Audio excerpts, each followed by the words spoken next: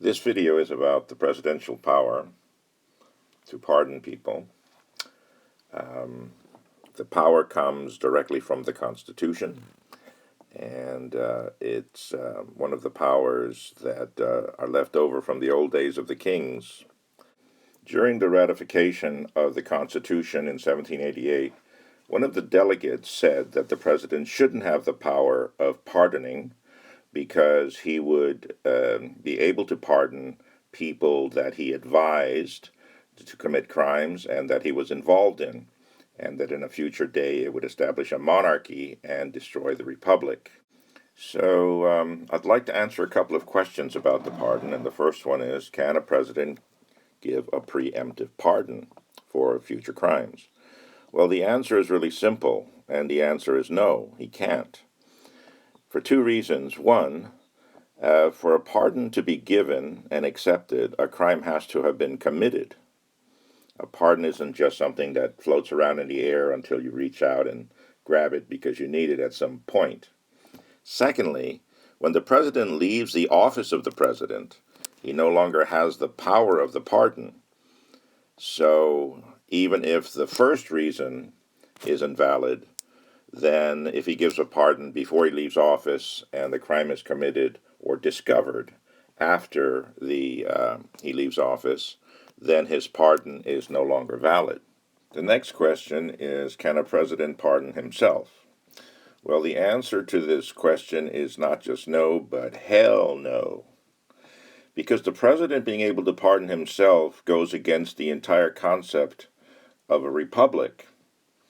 And as shown earlier, he could be involved in crimes, and he could even do stuff like kill everyone in the Senate and kill everyone in the Supreme Court. Actually, he could do whatever he wants, just like a king. So, absolutely, a president cannot pardon himself. This is Article 2, Section 2, Clause 1 of the Constitution that gives the president power as commander-in-chief of the armed forces. And also, if you go down to the very end, the power to give reprieves and pardons. Now, there's one exception. Most people agree that the exception to impeachment, he doesn't have the power to pardon.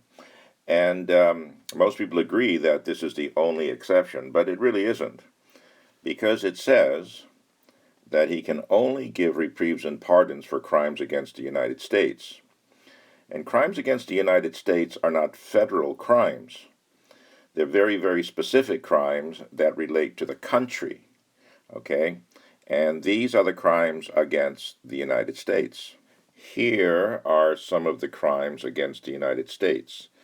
Actually, treason, sedition, and espionage probably qualify more than sabotage and terrorism as a crime against the United States, because treason, sedition, and espionage isn't a crime against an individual or against property.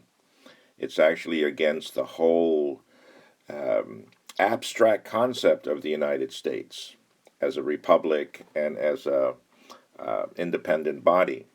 Sabotage, you're actually destroying property and maybe killing people. Terrorism, of course, you're probably killing people and destroying property also. But treason is more of an abstract kind of crime, and so is sedition until you actually leave the Union. But plotting sedition and plotting treason are also considered crimes against the United States. And it seems very clear that according to the Constitution, the only power of pardon the president has is against crimes like treason, sedition, and espionage, because the crime must be committed against the United States.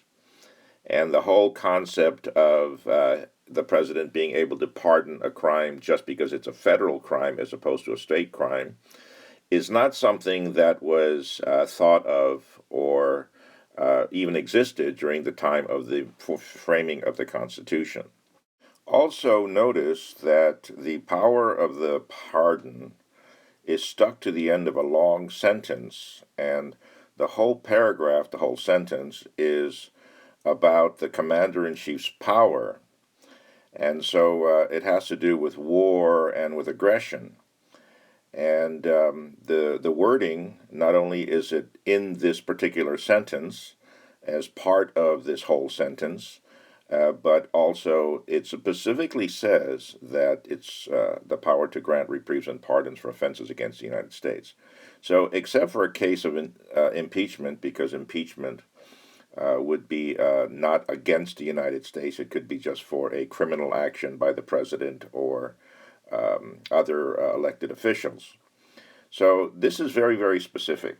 So, I believe that the powers that the presidents have been using throughout history to pardon criminals is completely against the Constitution.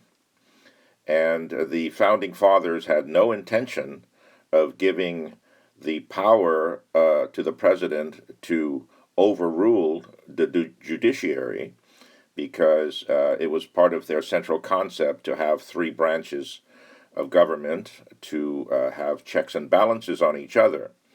So if the power of the pardon gave the president the power to overrule judgments by the judiciary, then it would negate one of the three branches of the checks and balances system, which I think the founding fathers had no intention of doing.